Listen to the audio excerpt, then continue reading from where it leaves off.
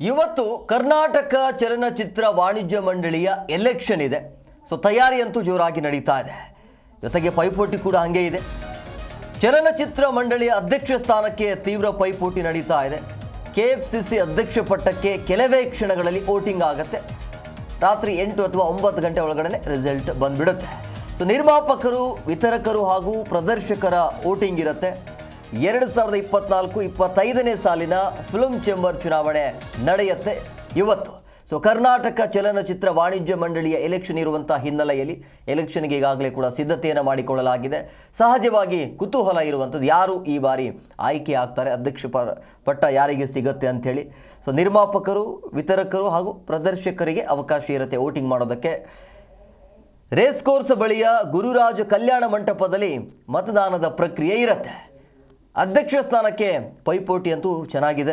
ಅಧ್ಯಕ್ಷ ಪಟ್ಟಕ್ಕೆ ಸೂಕ್ತ ವ್ಯಕ್ತಿಯ ಆಯ್ಕೆಗೆ ಈಗ ಚಿತ್ರತಂಡ ಅಂತೂ ರೆಡಿ ಆಗಿರುವಂಥದ್ದು. ಅಧ್ಯಕ್ಷ ಸ್ಥಾನ, ಉಪಾಧ್ಯಕ್ಷ ಸ್ಥಾನ ಜೊತೆಗೆ ಗೌರವ ಕಾರ್ಯದರ್ಶಿ ಸ್ಥಾನಕ್ಕೆ ಹಣಾಹಣಿ ಇರುತ್ತೆ. ಪ್ರಮುಖ 3 ಹುದ್ದೆಗಳು, ಒಂದು ಅಧ್ಯಕ್ಷ, ಇನ್ನೊಂದು ಉಪಾಧ್ಯಕ್ಷ, ಇನ್ನೊಂದು ಕಾರ್ಯದರ್ಶಿ.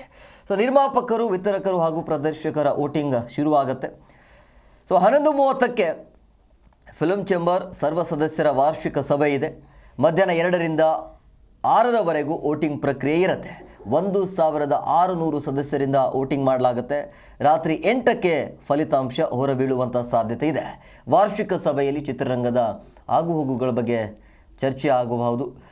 ಪೈರಸಿ, ಸಬ್ಸಿಡಿ ಗೊಂದಲ ಮತ್ತು ಸದಸ್ಯತ್ವ ಹಾಗೂ ವ್ಯವಹಾರಗಳ ಬಗ್ಗೆಯೂ ಕೂಡ ಮಾತಿನ ಚಕಮಕಿ ಆಗುವಂಥ ಸಾಧ್ಯತೆ ಹೆಚ್ಚಾಗಿದೆ. ಮಧ್ಯಾಹ್ನ 2 ಗಂಟೆಯಿಂದ ವೋಟಿಂಗ್ ಪ್ರಕ್ರಿಯೆ ಆರಂಭ ಆಗುತ್ತೆ. ಅದಕ್ಕಿಂತ ಮುಂಚೆ ಇವತ್ತು ಬೆಳಗ್ಗೆ 11:30ಕ್ಕೆ ಫಿಲ್ಮ್ ಚೇಂಬರ್ ಸರ್ವ ಸದಸ್ಯರ ವಾರ್ಷಿಕ ಸಭೆ ಇದೆ. ಆ ಸಭೆಯಲ್ಲಿ ಬೇರೆ ಬೇರೆ ವಿಚಾರ ಚರ್ಚೆ ಆಗುತ್ತೆ. ಆಮೇಲೆ ಈಗ ಯಾರನ್ನು ಆಯ್ಕೆ ಮಾಡಬೇಕು ಅನ್ನುವಂಥ ಕುತೂಹಲ ಇರುವಂಥದ್ದು. ಅದು ರಿಸಲ್ಟ್ ರಾತ್ರಿ 8 ಅಥವಾ 9 ಗಂಟೆಯ ಒಳಗಡೆ ರಿಸಲ್ಟ್ ಬಂದುಬಿಡುತ್ತೆ. ಸೊ ಇವತ್ತು ಕರ್ನಾಟಕ ಚಲನಚಿತ್ರ ವಾಣಿಜ್ಯ ಮಂಡಳಿಯ ಎಲೆಕ್ಷನ್ ಇರುವಂಥದ್ದು. ಸೊ ಚಲನಚಿತ್ರ ಮಂಡಳಿಯ ಅಧ್ಯಕ್ಷ ಸ್ಥಾನಕ್ಕಾಗಿ ತೀವ್ರ ಪೈಪೋಟಿ ಇದೆ. ಸೊ ಯಾರಿಗೆ ಅವಕಾಶವನ್ನು ಮಾಡಿಕೊಡ್ತಾರೆ?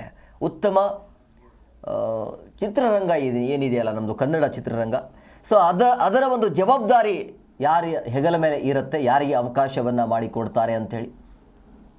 KFCC ಅಧ್ಯಕ್ಷ ಪಟ್ಟಕ್ಕೆ ಇನ್ನೇನು ಕೆಲವೇ ಕ್ಷಣಗಳಲ್ಲಿ ವೋಟಿಂಗ್ ಆಗುತ್ತೆ ಮಧ್ಯಾಹ್ನ 2ರಿಂದ. ಸೊ ನಿರ್ಮಾಪಕರು, ವಿತರಕರು ಹಾಗೂ ಪ್ರದರ್ಶಕರಿಗೆ ಮಾತ್ರ ಅಲ್ಲಿ ವೋಟಿಂಗ್ ಮಾಡೋದಕ್ಕೆ ಅವಕಾಶ ಇರುತ್ತೆ.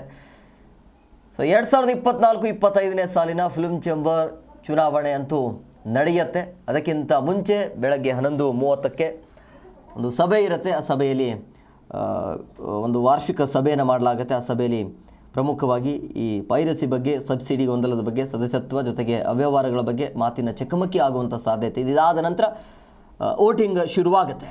ರೇಸ್ ಕೋರ್ಸ್ ಬಳಿಯ ಗುರುರಾಜ ಕಲ್ಯಾಣ ಮಂಟಪದಲ್ಲಿ ಮತದಾನದ ಪ್ರಕ್ರಿಯೆ ಇರುತ್ತೆ. ಈ ಜವಾಬ್ದಾರಿ ಯಾರಿಗೆ ನೀಡಲಾಗುತ್ತೆ, ಯಾರಿಗೆ ವಹಿಸಲಾಗುತ್ತೆ ಅಂಥೇಳಿ, ಅಂದರೆ ಪೈಪೋಟಿ ಅಂತೂ ಇದೆ.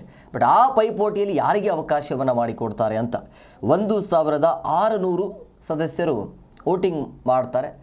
ಅದರಲ್ಲಿ ಯಾರಿಗೆ ಅತಿ ಹೆಚ್ಚು ವೋಟಿಂಗ್ ಹೋಗುತ್ತಲ್ಲ ಅವರು ವಿನ್ ಆಗ್ತಾರೆ.